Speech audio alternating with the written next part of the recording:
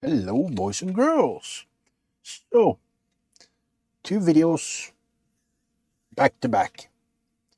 Um, Today's video is not going to be a repair. It's not going to be anything. This is the tutorial on how to create your own meter deck or a stream deck that controls your multimeter.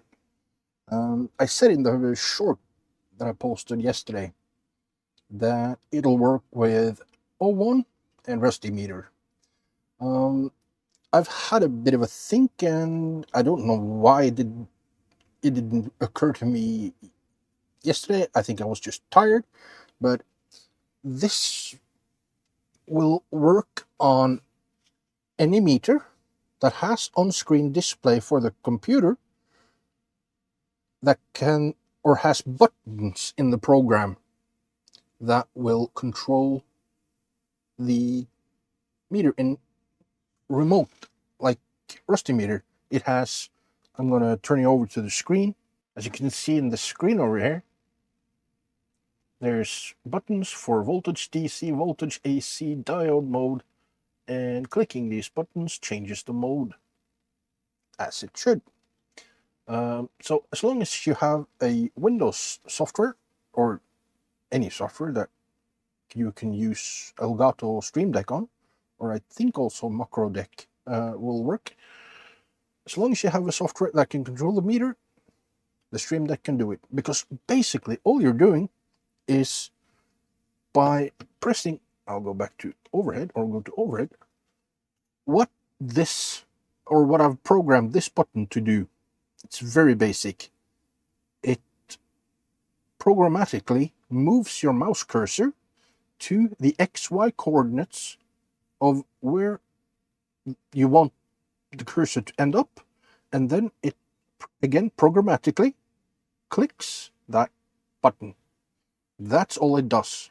So all you're going to need, you need to know the XY coordinates of each of the buttons in the software, where you have them located on the screen. If you move the software, like the window location on your screen or whatever, I have 3 monitors set up.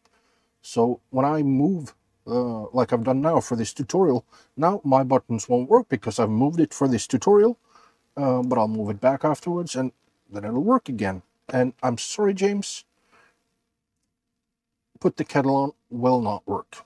I wish it would, but it won't. Anywho, I'll take you over to the screen again. You need to, or you don't need to, but I just wrote a very quick PowerShell script. I'll post links down below to the GitHub or to my GitHub repository for this. So I'll post the PowerShell script there. It's very basic. I just execute it, and it will continually write the location of my cursor. And what I need to find out is I'll place the cursor around about the middle of where I want, or the button is. These are the coordinates that I have, because you can have minus and you can have large numbers, because I have, as I said, 3 monitors, and it's the way XY coordinates are. It starts with 0, 0 being in the top left of your main monitor, and it moves from there. So I have a screen that's above the 2 others, and that one is in the minus range. And I have one on the far right, which is into the 3000s. All my monitors are 1080p.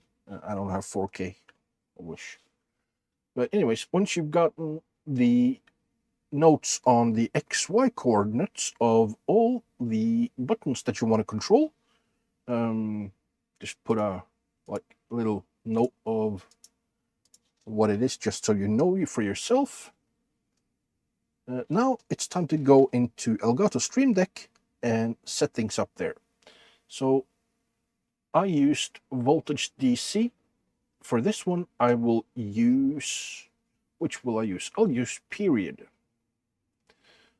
So 1503, let me just go in here and I'll use period.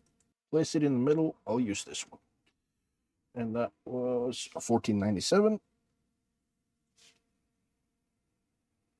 And Y 442. Okay, that's all I need because I'm just doing one button for this in this location. You have Stream Deck open and you want to create a new button. The button is a multi-action, but first off, you need to download and install a plugin. This plugin is called Super Macro. Just type Super. It's actually one of the first recommended ones anyway, but just install the Super Macro by Barrator. That is what you use to move and click the mouse. So once that is installed, you can go back to keys. I need all my keys, not just Super, and we need a multi-action key. And I will take the multi-action, I'll drop it in the middle one, and now we want to do a couple of things. I want to open or put the, if it's not running, you'll start the application, the on-screen display, and if it is running, it'll just put it in focus. So we'll use open application. I'll drag that into the multi-action. I know the name of mine, which is RustyMeter. I'll click RustyMeter and I don't change any of the others. I just let bring to front if already running. We need that. And I don't use long press, but I could quit the application by long pressing the button. I don't need that. But we need Super Macro now. And this is where the magic happens in this Super Macro. Make sure that don't treat new line as enter. That needs to be clicked. And the short press mode, you start off the command by 2 squiggly brackets. And we want to go to a mouse, or move the mouse to an XY coordinate. So mouse XY, colon, and the coordinates were 14, 97, X, and 442, Y. And you end that with 2 squiggly brackets. And we have a new line, but it's not a new line, it's just the next command. Again, start with double squiggly brackets. And we just want it to click the left button, so just L button. End it with double squiggly lines, not 3, as I just...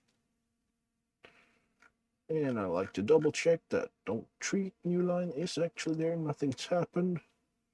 I'll go back here. This is the title where I'll just call it period. And we're ready to test.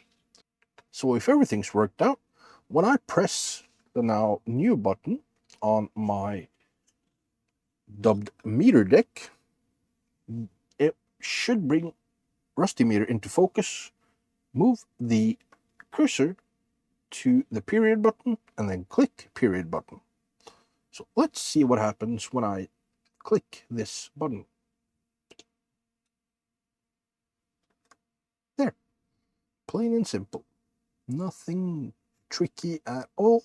You just need to capture the cursor coordinates of the buttons, and remember, if you move the window of the software, you must update the buttons, because otherwise it'll just click some empty space. And there you have it, guys. It's as simple as that. If you have a lot of buttons on your software you want to press and be able to change, it's all up to just finding the coordinates, putting in those 2 lines in the Super Macro, and it's working.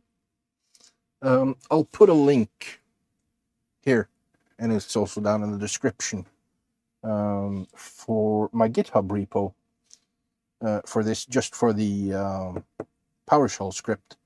I won't post or ask anyone to run PowerShell code without the code, or being able to see the actual code You should never run code that you find off the internet without checking it first. To end the cursor script, because it will continually run in the terminal window, I use Windows Terminal, so it will just continue running until you use the interrupt command, Control C, and then you can just exit out of that, and it's just running for as long as you need to capture the cursor position.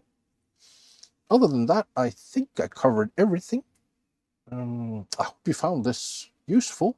If you did, I would very much like it if you left a thumbs up. Thank you for watching my videos.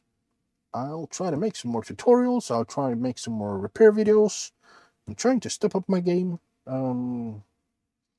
There are a lot of things happening in my life. I've mentioned that before, but I'm trying to do things, and I try to not let too much bother me any longer. But right now, thank you. Links to my tools and products I use and all that down in the description, as well as links to everything needed to do this with information. Next time.